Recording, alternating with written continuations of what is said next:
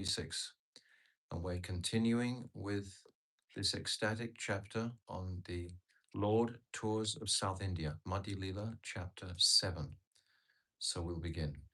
Agyan Timirandasya Gyananjala Shalakaya Chakshu Unmilitam Jina Tasmai Shri Gurave Namaha Gurave Gaudachandraya Radhikaya Tadalaye Krishnaya Krishna Bhaktaya Tadabhaktaya Namo Namaha Sri Chaitanya Manobishtam Shtapitam Jina Bhutale Swayam Rupa Kadamayam Dadati Swapadantikam Priya Sarupe, Dayata Sarupe, Prema Sarupe, Sahajivi Rupe, Nijana Rupe, Prabhueka Rupe, Tatana Rupe, Swavilasa Rupe, Anapita Chirim Chirat, Kurunai Varatino Kalo, Samar Payitam Unnata Ujvala Rasam, Swabhakti Shriyam, Hari Purata Sundarata Dikadamba Sadipita, Sadakra Dare Kandares Puratu Vasachinandanaha. Vairagya Vidnija Bhakti Yoga Shiksharstameka Purusha Purana Sri Krishna Chaitanya Sariradari Kripam Buddhayastamaham Pravadye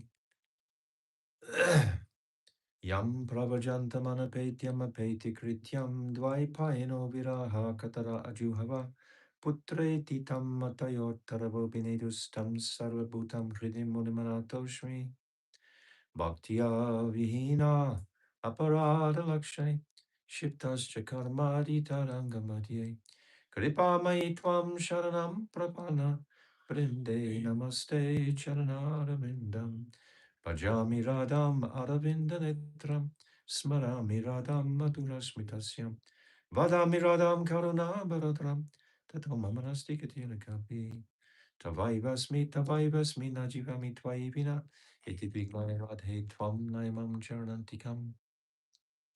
I'm first of all offering millions and millions of Dhanabhat pranams unto the lotus feet of my most beloved Gurudev, Nitya-lila Pravishta Om Asto Tarasara Shishimad Shila Bhakti Vedanta Narayan Goswami Maharaj. And I'm offering the same again millions of times unto our dear most Nitya-lila Pravishta Om Asto Tarasara Shishimad Shila Bhakti Vedanta Swami Shila Prabhupada. And again, I'm offering my Sastang Dandavats to our most beloved Srila Krishna's Kaviraj Goswami and all our divine Rupanuga Guru Varg and all the Vaishnava and Vaishnavi devotees of the Lord. My Dandavat pranams to all of you. Vancha kalpa tarubhyascha kripa sindhavevacha patitanam pavnivyo vaishnavebhyo namo namaha.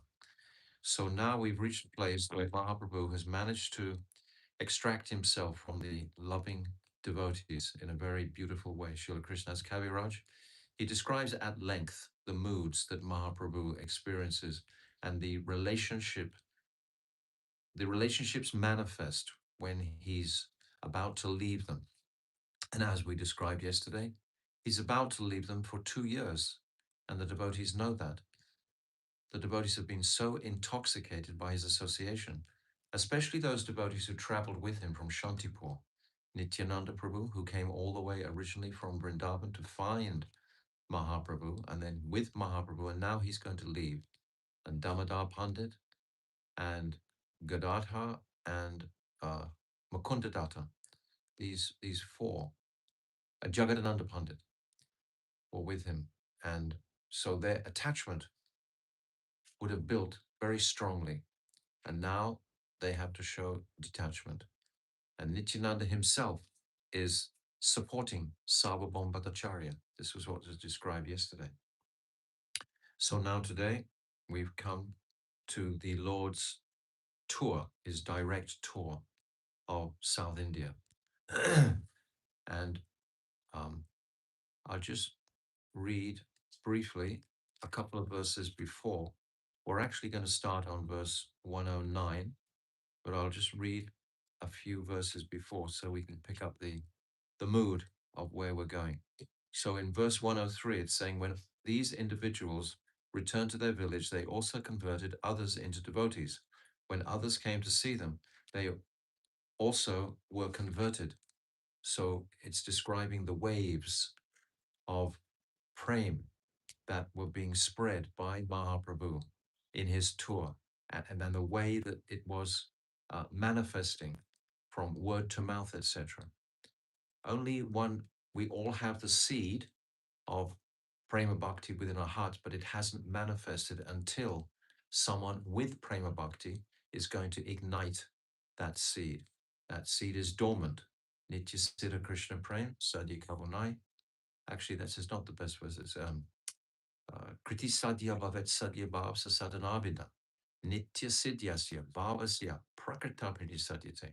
We all have that potentiality, but unless that potentiality is exactly like the example of fire in wood. Fire is in all wood. All wood, trees, etc., have been exposed to the sun and they've absorbed the element fire from the sun. It's all there, dormant. But none of that wood for thousands of years, millions of years, will ignite until another piece of wood that's on fire touches it. And it's a beautiful analogy because it's exactly the same with the dormant spirit soul's ability to awaken his Krishna consciousness, his full potential towards loving relationship with Krishna. So Mahaprabhu is igniting this. He's the firebrand that's coming, igniting all these personalities. He's not distinctly giving Braja Prem at all. He's just giving Shuddha Bhakti. This is what he's igniting the populace with. To give Braja Prem is a whole nother level altogether. And that's a very selective level. But he's just giving Shuddha Bhakti. In whatever village Lord Chaitanya Mahaprabhu stayed, he accepted alms. Many people came to see him. By the mercy of the Supreme Lord, Sri Chaitanya Mahaprabhu, everyone became first class devotee. First class devotee. Later, they became teachers or spiritual masters and liberated the entire world. In this way, the Lord went to the extreme southern part of India and he converted all the provinces to Vaishnavism. So, this Gaudiya Siddhanta was understood and acknowledged in the context of Shuddha Bhakti.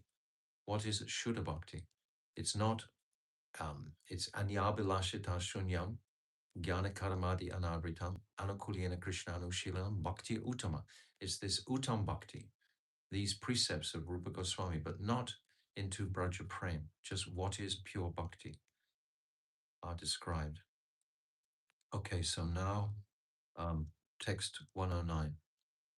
105. 109. Navadviviye Sakti. Navadvipe Sakti Nagaila Prakase Se Sakti Prakasi Nistarila Dakshina Dese. Lord Chaitanya Mahaprabhu did not manifest his spiritual potencies at Navadvip, but he did manifest them in South India and liberated all the people there. Very, very important point that Srila Krishna's Kaviraj is bringing up. In Navadvip, he wasn't manifesting any type of Aishwarya. He was manifesting his internal moods of Madhurya. But this Aishwarya manifestation of demonstration of his Godhead was never there in Navadvip. It was all sweetness and loving, familial, these Lokik Sambandha relationships with all the general populace I was describing yesterday.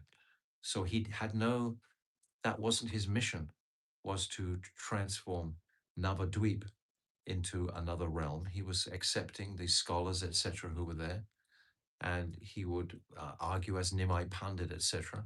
But it was only right at the very end, the last couple of years, when after he had met Ishwara Puri, that he began to exhibit his devotional qualities. But he was still very much internalizing the taste until he took sannyas. That was the purpose of his sannyas. It's an external um, bodily change, cutting all his hair off, putting on saffron garments, completely different to Nimai Pandit. And as soon as he put on that, immediately his Aishwarya Bhav began to manifest something in Shantipur and him traveling through. But then we see it if we watch it grow from Remuna down to Shakshi Gopal, coming into um, Jagannath temple, and then passing out with these sattvika, but coming to the house of Sarvabhaum Bhattacharya, and then purifying this giant Mayavad of Sarvabhaum Bhattacharya, So it's a gradual increasing of these exhibitions of Aishwarya, and it'll continue the whole time. It'll actually, these Astasatvika bhavs that he demonstrates much later, we'll hear in the Antya-lila, they are also um, not Nara-lila, so they can be termed Aishwarya, even though they're highest states of intimacy, but still exhibiting them, like his korma feature, his tortoise feature, and then in the ocean, etc. All the populace, they all heard these pastimes, him squirting water, tears like syringes out of his eyes. These are not Nara, these are not human like pastimes, these are opulent pastimes. So see this clear distinction and how it evolves. But Prabhupada is going to say something differently here. At that time, there were many smarters, non-devotee followers of Vedic rituals at the holy place of Navadvip, which was also the birthplace of Lord Chaitanya Mahaprabhu. Followers of the Shmriti Shastra are called smarters. Most of them are non-devotees holding on to the rules and regulations rather than being devotionally inclined to the essence of what devotional practices can achieve, which is connection with the Lord in service. One is just involved in so many external rituals, etc. That's not engendering a melting of the heart and attraction for Krishna directly. And their main business is following strictly the Brahminical principles. However, they are not enlightened in devotional service. They're not enlightened in devotional service. These are the smarters. In Navadvip, all the learned scholars are followers of the Shruti Shastra, and Lord Chaitanya Mahaprabhu did not attempt to convert them. In Navadvip, that wasn't his objective. His objective was to demonstrate his childhood pastimes, manifesting from the womb of Mother Sachi and as the son of Jagannath Mishra, and with his learning, his teaching as Nimai Pandit, he relished his own personal pastimes in Navadvip, teasing the girls, teasing the brahmanas, doing all these sort of naughty things as Krishna did in Vrindavan. He was relishing the Madhurya mood. He wasn't challenging the smarter conceptions there at all. He didn't attempt to convert them.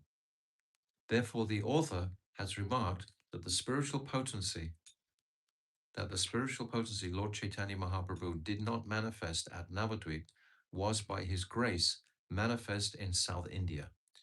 Yes, I gave the example yesterday about when Krishna goes to Mathura, then he really demonstrates his mood of Aishwarya in Mathura. Thus, everyone there became a Vaishnava, Shuddha Vaishnava. By this, it is to be understood that people are really interested in preaching in a favorable situation. In other words, it wasn't favorable for Mahaprabhu to preach in Navadvip. That wasn't why he came, but it was a favorable situation in South India. If the candidates for conversion are too disturbing, a preacher may not attempt to spread Krishna consciousness amongst them. It is better to go where the situation is more favorable. It's a big planet. There's many people, there's many places we can actually go to. Why go to a place where everyone is atheistic or Muslim, or there's predominant Islamic law? Why waste your time going there? This Krishna consciousness movement was first attempted in India, but the people of India, being absorbed in political thoughts, did not take to it. They were entranced by the political leaders. We preferred, therefore, to come to the West, following the order of our spiritual master, and by the grace of Lord Chaitanya Mahaprabhu, this movement is becoming successful.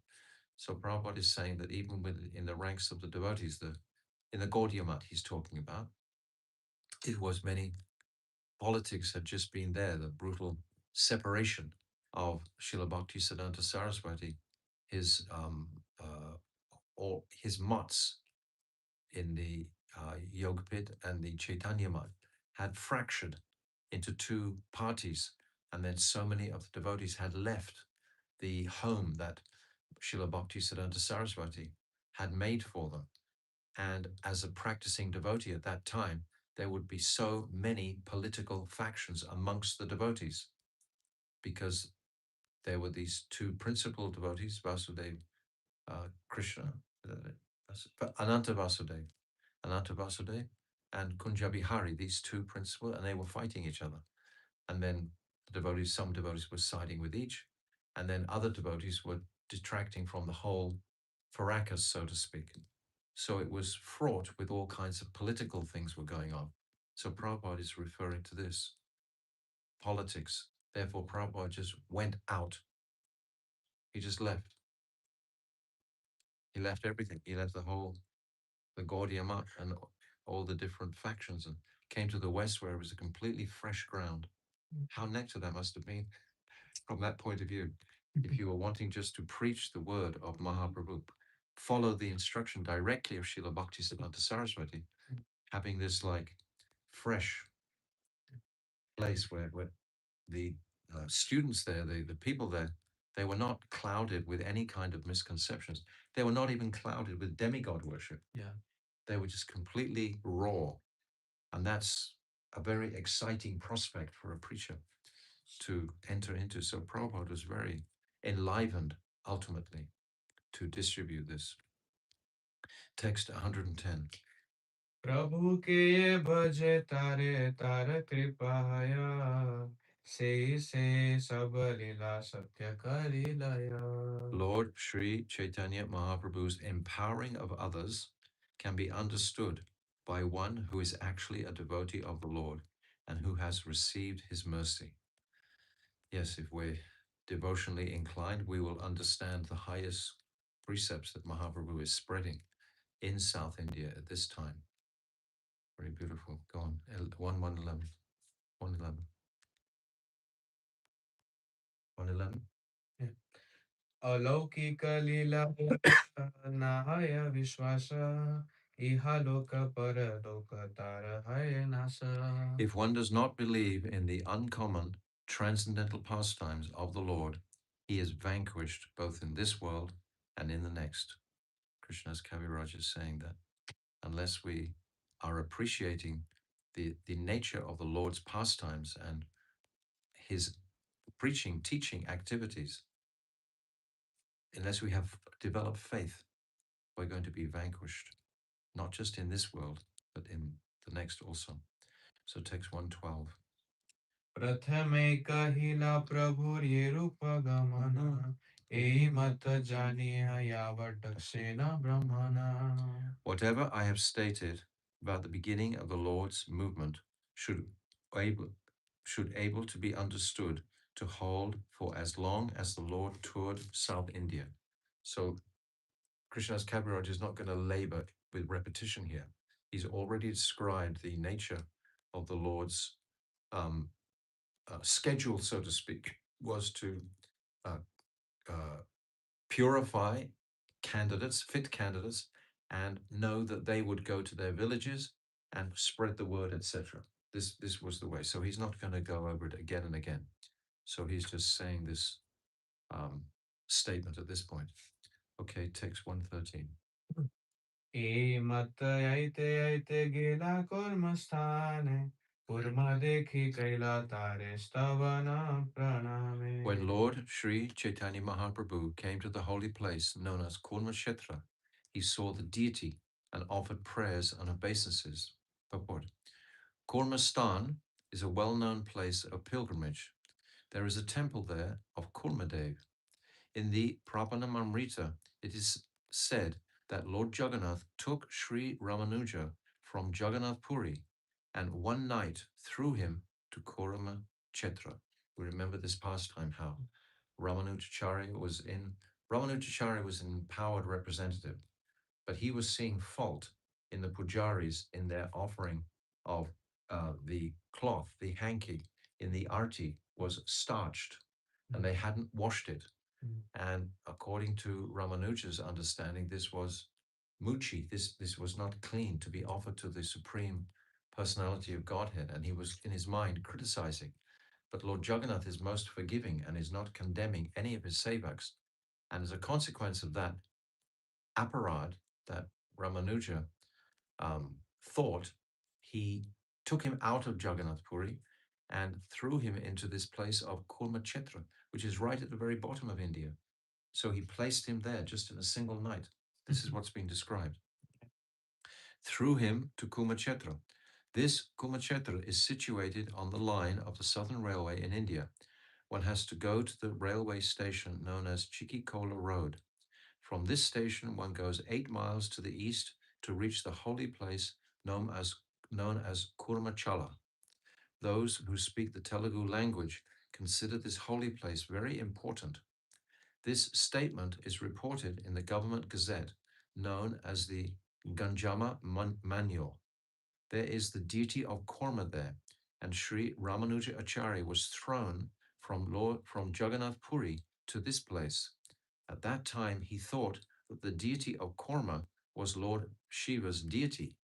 Therefore, he was fasting there. Later, when he understood that the Korma Murti was another form of Lord Vishnu, he instituted very gorgeous worship of Lord Korma. This statement is found in the Prapanamrita chapter 36. This holy place of Kurmakshetra or Kurmastan, was actually established by Sripad Ramanuja under the influence of Lord Jagannath Dev at Jagannath Puri.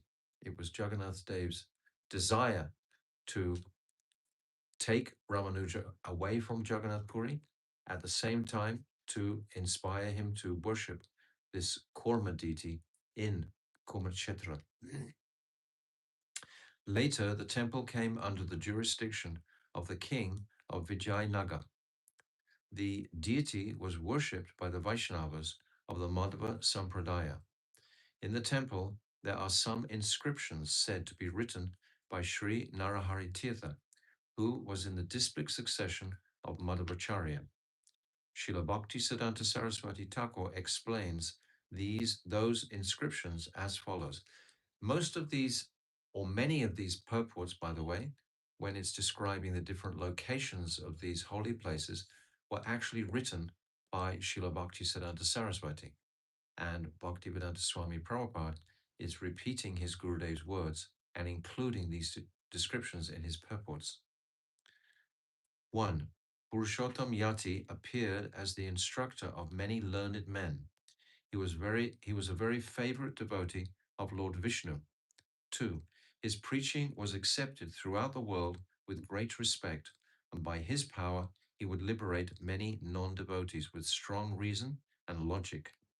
3. He initiated Ananda Tirtha and converted many foolish men to accept sannyas and punished them with his rod. 4. All his writings and words are very potent.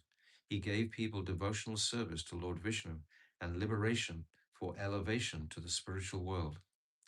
His instructions in devotional service were able to elevate any man to the lotus feet of the Lord. That was number 5. Number 6, Narahari Tirtha was also initiated by him, and he became the ruler of the Kalinga province. 7. Narahari Tirtha fought with the Shavaras, who were Chandalas or hunters, and thus saved the temple of Kurma. 8. Narahari Tirtha was a very religious and powerful king. 9. He died in the Shaka era 1203 in the month of Vaishaka, in the fortnight of the moon's waxing period, on the day of Ekadashi, after the temple was constructed and dedicated to the holy name of Yogananda Nrsingadev. The tablet is dated 1281 AD, 29 March, Saturday. So Bhaktivedanta Swami is making sure that these historical accounts are kept for posterity. In the temples of South India, there's such magical descriptions of the avatars that have appeared and the glorious architecture, etc., is completely of another world. And so much of it has been disrespected and destroyed by invading armies and so on. So when Prabhupada is writing these histories, he's aware that he wants to keep these histories intact for posterity, knowing about these Narahari Tirtha, etc., Sri Purushottam Yati, these different personalities for us to familiarize ourselves with. And if anyone ventures out on their journey to follow Mahaprabhu's footsteps around South India, he'll be very much appreciative of these close descriptions. So text 114. प्रेमावेशे हासि कान्दे नृत्य गीत कैला देखि सर्वलोके चित्ते चमत्कार हैला. While at this place, Lord Sri Chaitanya Mahaprabhu was in his usual ecstasy of love of Godhead and was laughing, crying, dancing, and chanting. Everyone who saw him was astonished. So the Lord carried this ecstasy his whole tour. It was described when he began from Alalanath. He was dancing and chanting and exhibiting. When he was going to Alalanath, he was exhibiting these sattvika bhavs. So he just maintained that completely liberated connection with the highest conceptions the whole time, completely consistent all the time. That what's that? Savai pumsam purodama yato bhakti oisije. Ahoitiki apratihata, with no change, consistent, just drop. No mood was dropping here. He's showing demonstrating directly a sadhak's path must be like this, completely fixed. Text 115. आश्चर्य सुनिया लोक आइला देखि बारे प्रभुर रूप प्रेम देखि चमत्कारे. We hear this word chamatkare many times, astonishing. After hearing of these wonderful occurrences, everyone came to see him there. When they saw the beauty of the Lord and his ecstatic condition, they were all struck with wonder. They're seeing the beauty of Sri Radhika, and they're seeing not only her beauty, but her ecstatic bhavs being directly manifest. Bhav Bhakti was practically unknown. It's Vaidhi Bhakti, principally practiced in South India today. The rules and regulations, etc. The smartas are very prevalent there in South India today. And Ramanuja was one person who actually supported that, but at the same time was indicating service to the Vaishnavas. He was indicating a higher consciousness than just following the rules and regulations. Madhvacharya was the same. Madhvacharya indicated at one point at the beginning of his preaching that actually the sentiments within the practice of bhakti are more important sometimes than the actual rules and the regulations. In other words, the bhav, this mood of connecting with the Lord. This is more important than the just external smarter Brahmins, etc., because they were like that previously. Where are we up to? 116. You read it already? Yeah, 116. दर्शने वैष्णव हैला बले कृष्ण हरि प्रेमावेशे नाचे लोक ऊर्ध्व बाहु करी. Just by seeing Lord Chaitanya Mahaprabhu, everyone became a devotee. They began to chant Krishna and Hari and all the holy names. They all were merged in a great ecstasy of love, and they began to dance, raising their arms. So this is Mahaprabhu's mission, is to inundate the whole world with the sound vibration of the Hare Krishna mantra. Text 117. Krishna नाम लोक मुखे सुनी अविराम से लोक वैष्णव कैला अन्य सब ग्राम. After hearing them chant the holy names of Lord Krishna, others also became Vaishnavas in those villages. Text 118. ए मत परंपराए देश वैष्णव हैला कृष्ण नामामृत वन्याय देश भाषाइला. By hearing the holy name of Krishna, the entire country became Vaishnava. It was as if the nectar of the holy name of Krishna overflooded the entire country. So this is a huge tract of land in southern India. So this huge tract of land is being inundated And the process of one man to instruct those around him, and knowing that those he instructs will go and instruct others, and those who hear, they will instruct others, etc., etc. That's how the waves. Krishna's Kaviraj makes great point of describing this clearly, how it actually spread. So we can think in our missionary activities that we want to have this kind of process. We will have a program in one village, and we will hope that those villages that we speak to will go to another village, etc., etc., and take the precepts, the teachings that we're able to give. So text 119.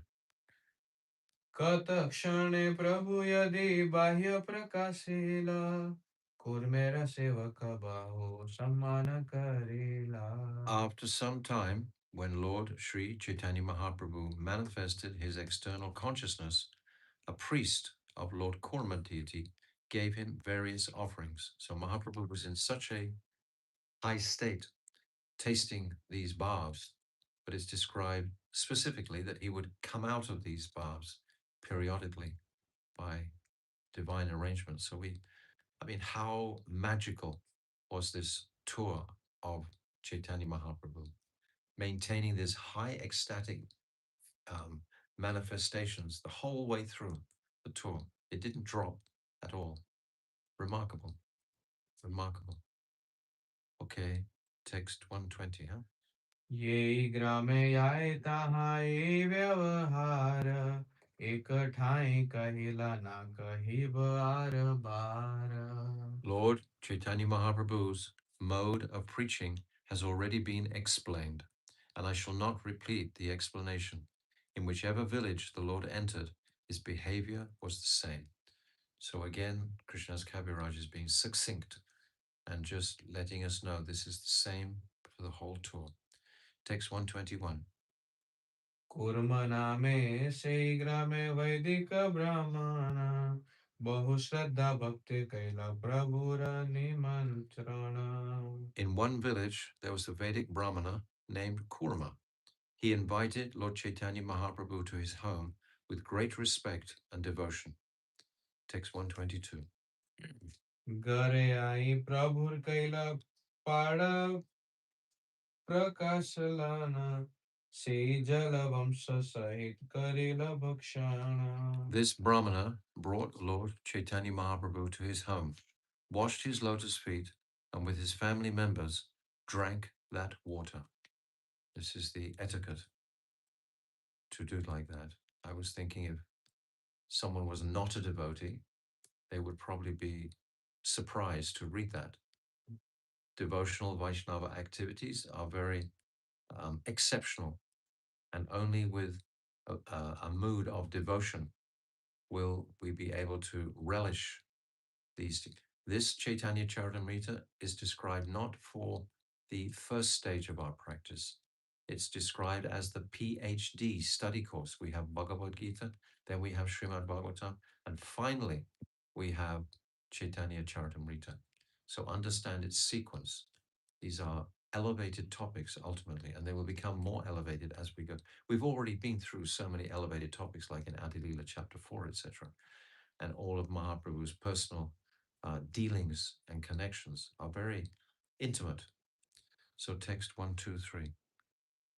अनेक प्रकार स्नेह भिक्षा करायला गोसाई रसे सन सवम से खायला. That Korma Brahmana, with great affection and respect, made Sri Chaitanya Mahaprabhu eat all kinds of food. After that, the remnants were shared by all the members of the family. Text 124.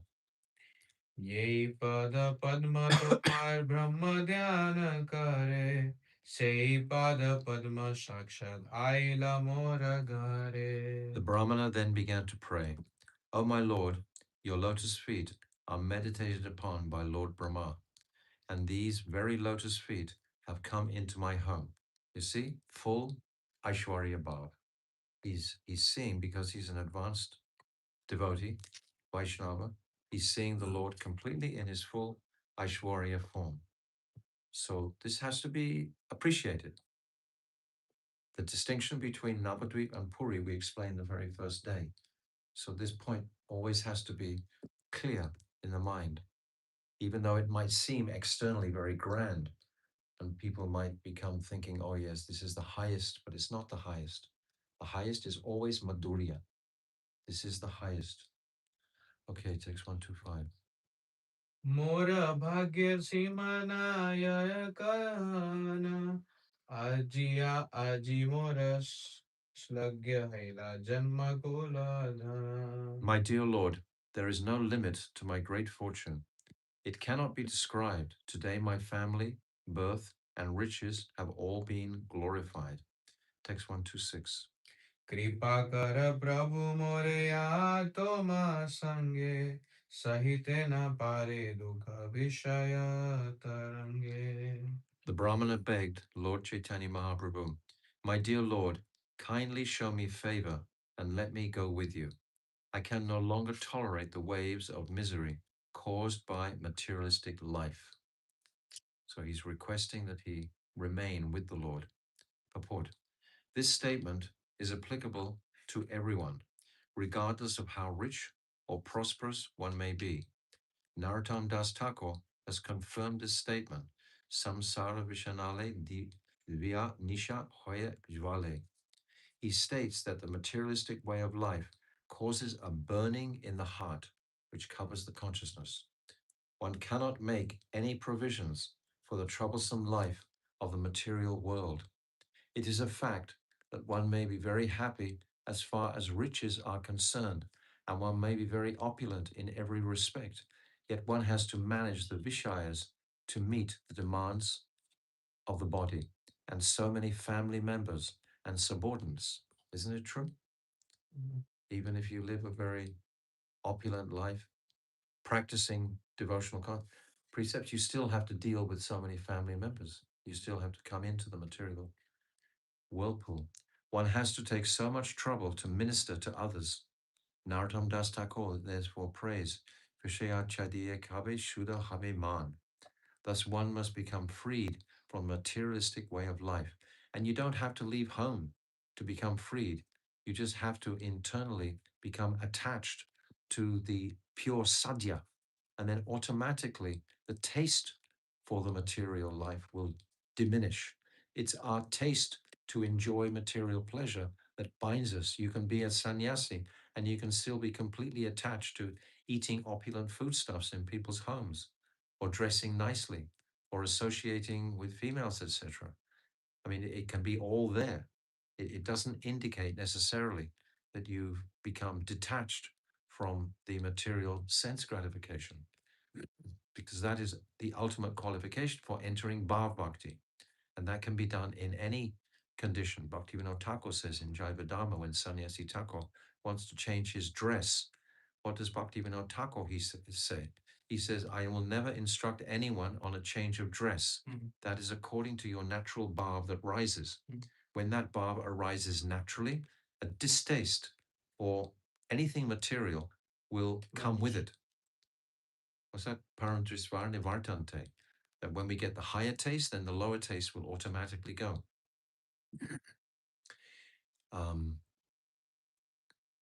One has to merge himself in the ocean of transcendental bliss, is what I'm saying.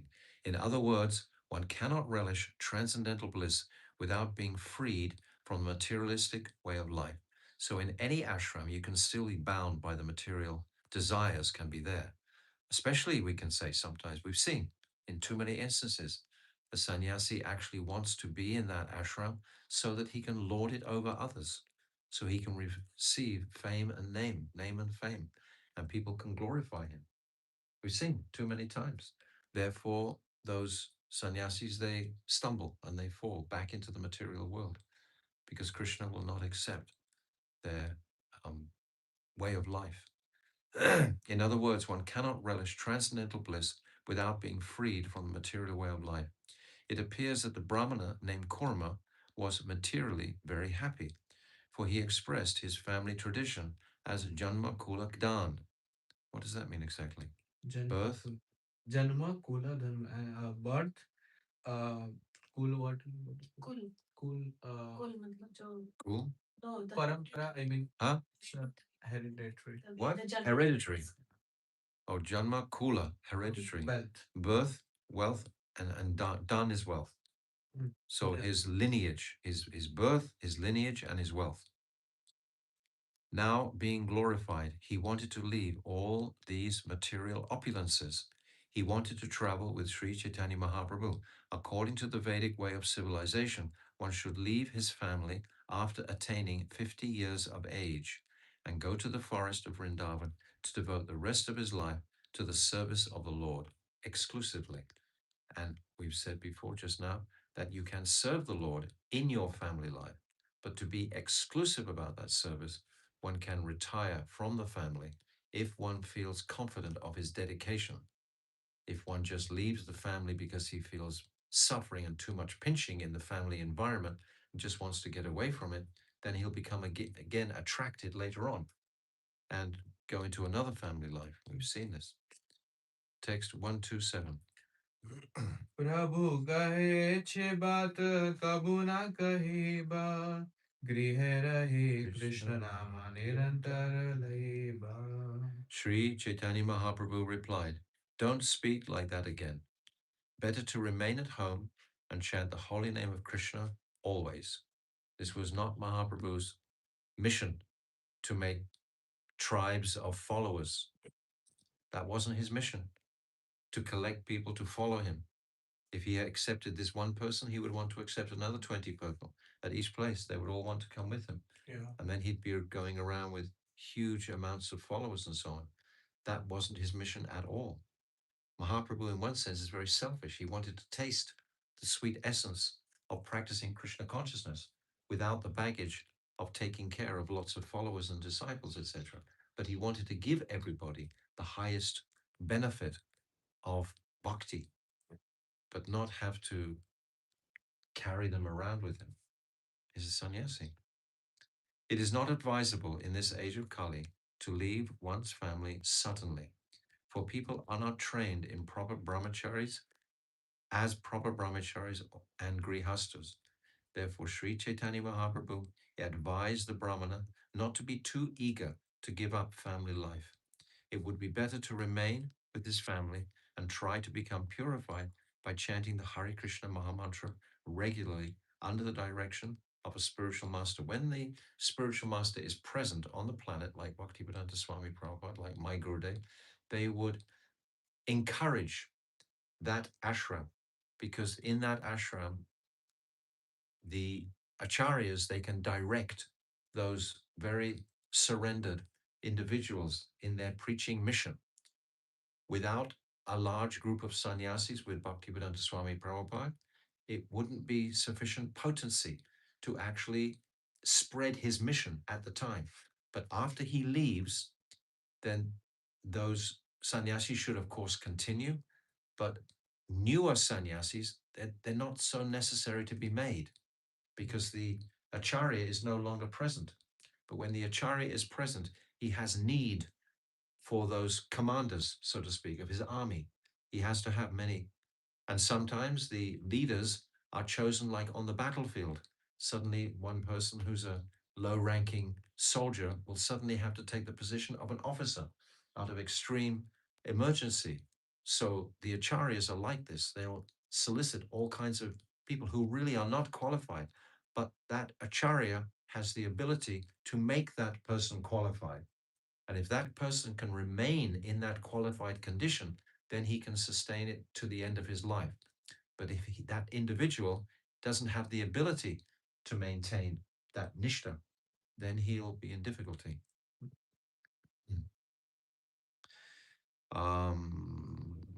It would be better to remain in his family life and try to become purified by chanting the Hare Krishna Maha Mantra regularly under direction of the spiritual master.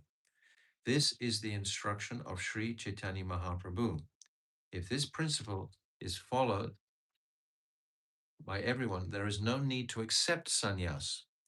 In the next verse, Sri Chaitanya Mahaprabhu advises everyone to become an ideal householder by offenselessly chanting the Hare Krishna mantra and teaching the same principle to everyone he meets.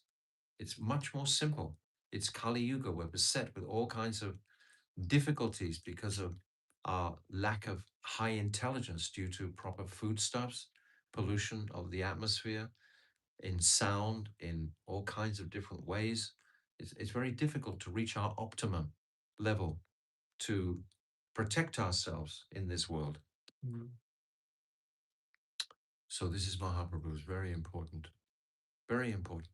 considerations here. 128. Yare dekhe tare kaha Krishna upadesha Amar agyay guru aya tare desha. This is a very famous verse that is often quoted. Instruct everyone to follow the orders of Lord Sri Krishna as they are given in Bhagavad Gita and Srimad Bhagavatam. In this way, become a spiritual master and try to liberate everyone in the land. It doesn't say become a sannyasi. It says become someone who is capable of instructing others in the precepts of Bhagavad Gita and Srimad Bhagavatam. If the ashram change is going to affect the consciousness, which it can do very easily, of the devotee, then better just remain in whichever. My Gurudev used to say constantly, wherever you are, just remain in that place. If you're married, remain married. If you're a brahmachari, remain a brahmachari. If you're a sannyasi, remain a sannyasi. If you're vanaprastha, remain in that ashram. Don't look to change. Yes, it will disturb your mind. Purport. This is the sublime mission of the International Society for Krishna Consciousness. Many people come and inquire whether they have to give up family life to join the society, but that is not our mission. One can remain comfortably in his residence. We simply request everyone to chant the Mahamantra, Hare Krishna, Krishna Krishna, Hare Hare, Hare Rama, Rama Rama, Hare Hare. If one is a little literate and can read Bhagavad Gita as it is and Srimad Bhagavatam, that is so much the better. These works are now available in an English translation and are done very authoritatively to appeal to all classes of men. Instead of living engrossed in material activities, people throughout the world should take advantage of this movement and chant the Hare Krishna Mahamantra at home with their families. This will be an organic growth of this liberation of all jivas of the planet on grassroots level, we can say, going from house to house. One should also refrain from sinful activities, illicit sex, meat eating, gambling, and intoxication. Out of these 4 items, illicit sex is very sinful. Every person must get married. Every woman, especially, must get married. If the women outnumber the men, some man can accept more than one wife. Prabhupada is very revolutionary. He's speaking out very practically. If there are more women than men, then a competent man has, and if he has the ability, of course, it's a big burden for him. It's a big enough burden accepting one wife, what to accept 2, etc. In this way, there will be no prostitution in society. If men can marry more than one wife, illicit sex life will be stopped. This is quite revolutionary what Prabhupada is saying here. One can also produce many nice preparations to offer Krishna, grain, fruit, flowers, and milk. Why should one indulge in unnecessary meat eating and maintain horrible slaughterhouses? Because of these slaughterhouses, these are the reasons for all wars on the planet. As long as the slaughterhouses are being maintained, there will only be fear for the populace. And fear is caused by fear for one life in wars, etc., like we're experiencing now in the world, the escalation of the Gulf wars, etc. What is the use of smoking and drinking tea and coffee? People are already intoxicated by material enjoyment. Everyone's already illusioned and bewildered just by material enjoyment. And if they indulge in further intoxication, what chance is there for self-realization? Unless we take these things seriously, we're not going to move forward. Similarly, one should not partake of gambling and unnecessarily agitate the mind. Previously, Yudhisthira Maharaj is famous for the gambling match, etc. In those days, 5,000 years ago, gambling was a part of the Kshatriya activities, their activities, that was their recreation, was gambling. So that has its place. But today, this gambling is just going to agitate the mind, Prabhupada said, unnecessarily agitate the mind. The real purpose of human life is to attain the spiritual platform and return to Godhead. That is the summum bonum of spiritual realization. The Krishna consciousness movement is trying to elevate human society to the perfection of life by pursuing the method described by Sri Chaitanya Mahaprabhu in his advice to the Brahmin Kurma. That is, one should stay at home, chant the Maha Mantra, chant the Hare Krishna mantra, and preach the instructions of Krishna as they are given in Bhagavad Gita and Srimad Bhagavatam. Very simple. It's Kali Yuga. Things have to be simple. So Mahaprabhu is setting the standard. Clearly, this is the standard. We don't have to take that, leave family and take a sannyas order, anything like that. It can be simply practiced in the home. Text 129. कबू न बढ़िबे तोमार विषय तरंग पुनरपि ठाई पावे मोर संग. Sri Chaitanya Mahaprabhu further advised the Brahmana Kurma, if you follow this instruction, your materialistic life at home will not obstruct your spiritual advancement. Indeed, if you follow these regulative principles, we will meet again here, or rather, you will never lose my company. In other words, this eternal realm will be accessed by the practitioner, where Krishna and his pure representatives are always present. That's what the word eternal means. It means they never diminish, they're always there. So if you're in that world, can you just turn that down to one or less, making my head cold? Thank you. Purport. This is an opportunity for everyone if one simply follows the instructions of Sri Chaitanya Mahaprabhu under the guidance of his representative, and chants the Hare Krishna mantra, teaching everyone as far as possible the same principle. The contamination of the materialistic way of life will not even touch him. It does not matter whether one lives in a holy place like Vrindavan, Navadvip, or Jagannath Puri, or in the midst of European cities where the materialistic way of life is very prominent. If a devotee follows the instructions of Sri Chaitanya Mahaprabhu, he lives in the company of the Lord. This is what it's saying. If we follow these directions of Mahaprabhu, we will live in the company of the Lord. Wherever he lives, he converts that place into Vrindavan and Navadvip. This means that materialism cannot touch him. This is the secret of success for one advancing in Krishna consciousness. This is very encouraging for us. I know many perhaps listening are in Western countries, in European cities, etc., and they can take heart from this. Simply be in Vrindavan consciousness.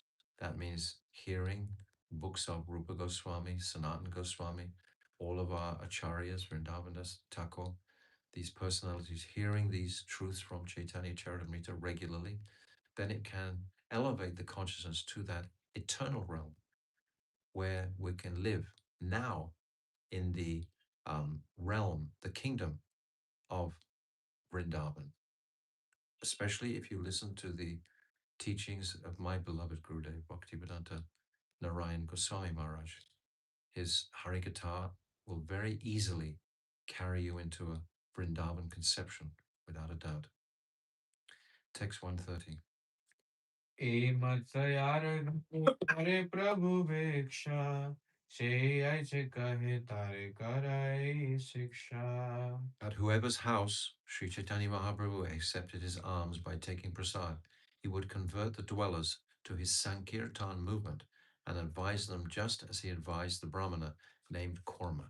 So as we said before, Krishna's Kaviraj is not making repetitious statements.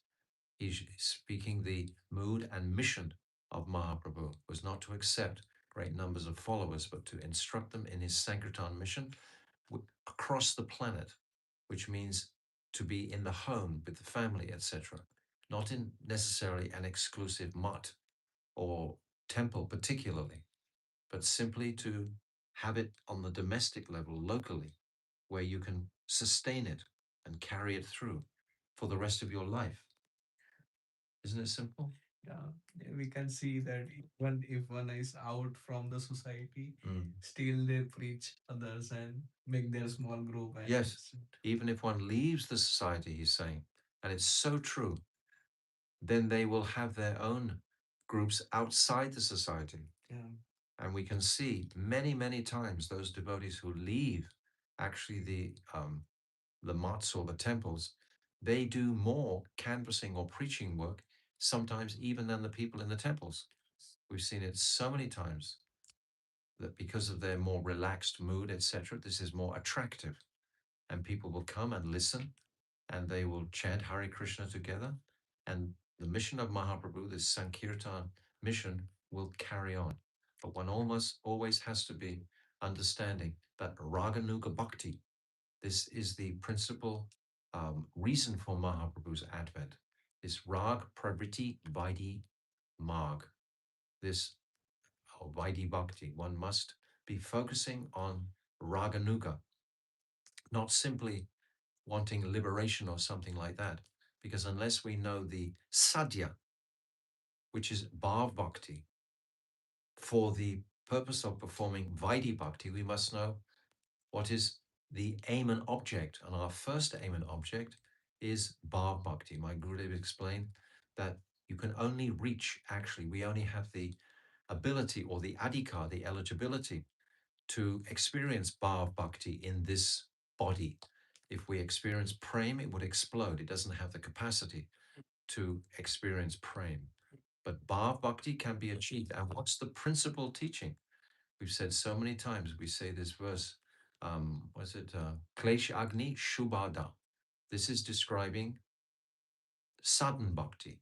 Klesh Agni. Yes, all our sufferings are incinerated. Klesh means suffering. Agni, burnt, incinerated. Klesh Agni Shubhada. Then our life becomes very auspicious. We become very happy in the world. Klesh Agni Shubhada. But it must be focused on the next stage, Bhav Bhakti. We've said so many times. And what is the definition of Bhav Bhakti? Moksha Lakuta Krit. That means I look with disdain on moksha and liberation. This means I no longer want, I'm seeking, I'm thinking about being liberated from this material world, like the Korma Brahman is feeling that he wants this liberation. At the same time, he's enamored by Mahaprabhu's beauty, etc., but he wants liberation from the world. So only when one comes to this platform of this moksha lakuta krit sudurlabha, and this is very rare.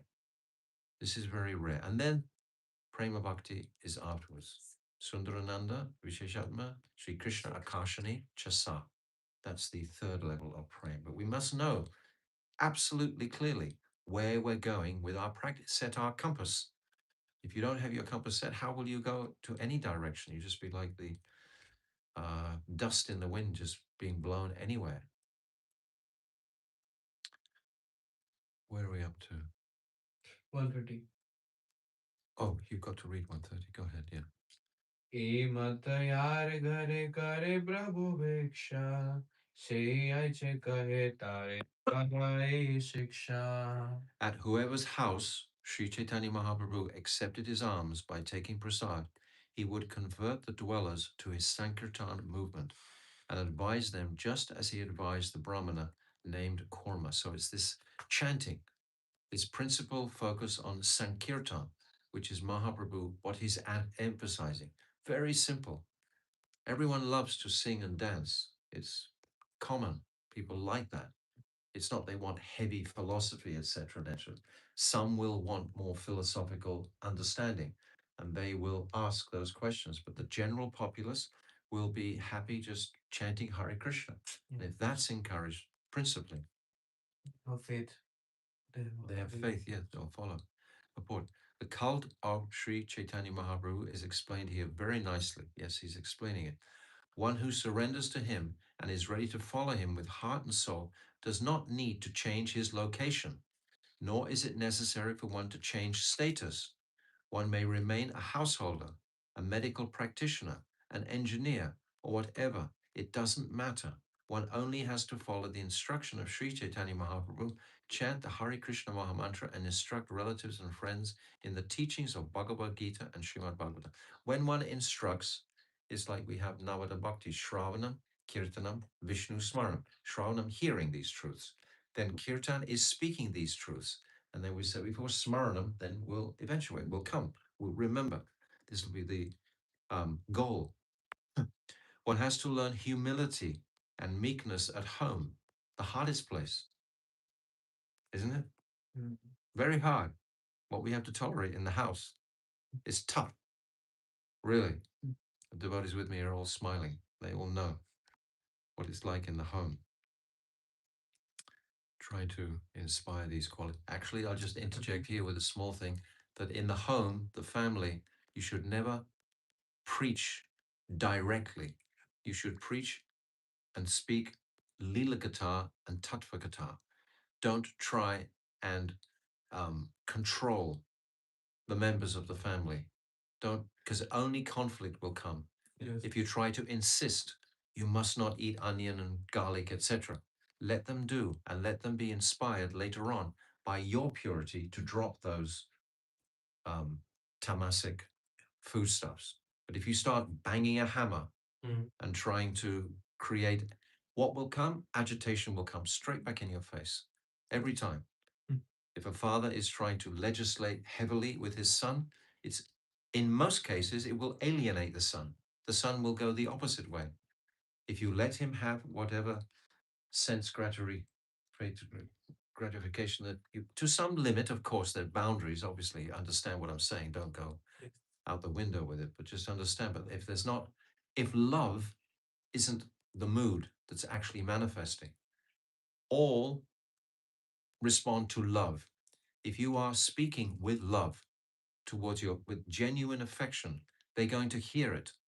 But if you're speaking with a mood to control, which often arises in the uneducated person, it's not going to work. It's just going to alienate. People are just going to go away.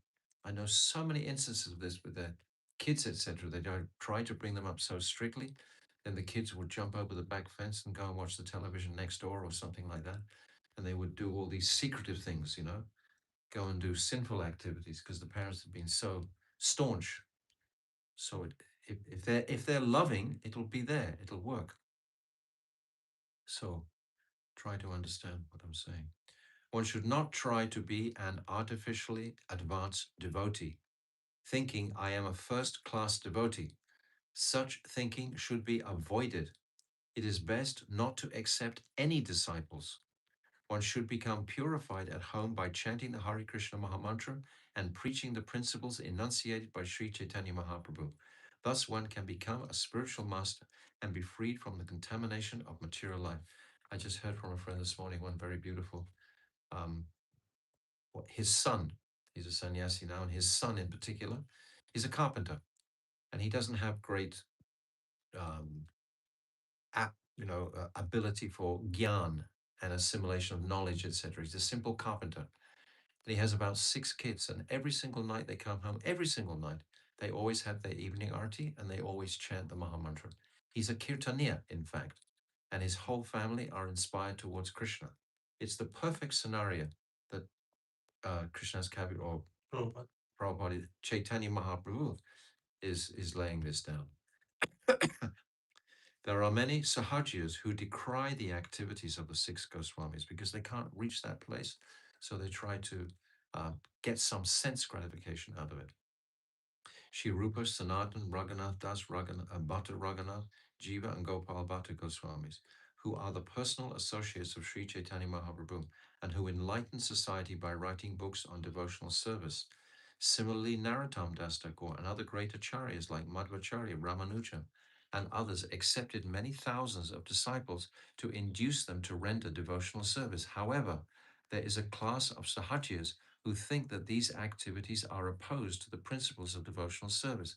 Indeed, they consider such activities simply another phase of materialism. They don't properly understand. These great acharyas had the ability to infuse and empower their followers, and they had a mission to spread the teachings, but not everyone is going to be of that nature. Thus, opposing the principles of Sri Chaitanya Mahaprabhu, they commit offenses at his lotus feet. They should better consider his instruction, and instead of seeking to be considered humble and meek, should refrain from criticizing the followers of Sri Chaitanya Mahaprabhu who engage in preaching. To protect his preachers, Sri Chaitanya Mahaprabhu has given clear advice in these verses of Caitanya Caritamrta.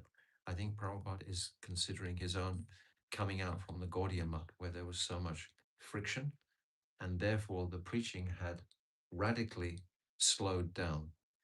Just a few personalities were actually pushing forward the preaching, writing books, etc. But for the most, so much of it was actually just Prabhupada quotes at one time, ringing bells and politics. This was his opinion of them. And some places they come back to this, ringing bells and politics. So many, many, many, many things in these considerations. Yeah, many dynamics. But stick to the principle. The principle is to develop our dormant love of God through the vibration of the Hare Krishna mantra. That's the principal focus that Mahaprabhu is giving. This Harinam Sankirtan. Sri Chaitanya Caritamrta ki Go Premanandi. Hare Krishna, Hare Krishna, Krishna Krishna, Hare Hare, Hare Rama, Hare Rama, Rama Rama, Hare Hare. Oh Hare Krishna, Hare Krishna, Krishna Krishna, Hare Hare, Hare Rama, Hare Rama, Rama Rama, Hare Hare. Oh Hare Krishna, Krishna, Krishna Krishna, Hare Hare Rama, Hare Rama, Rama Rama, Hare Hare. Oh Hare Bo, Hare Bo, Hare Bo, Gaura Hare Bo, Nitai Bo, Hare Bo, Hare Bo, Hare Bo, Gaura Hare Bo, Gau Premanandi, Hare Hare Bo. Vanchakalpatarubhyascha, Kripa Sindhavebhaja, Patitanam Pavanebhyam, Vaishnavebhyam, Namo Namaha.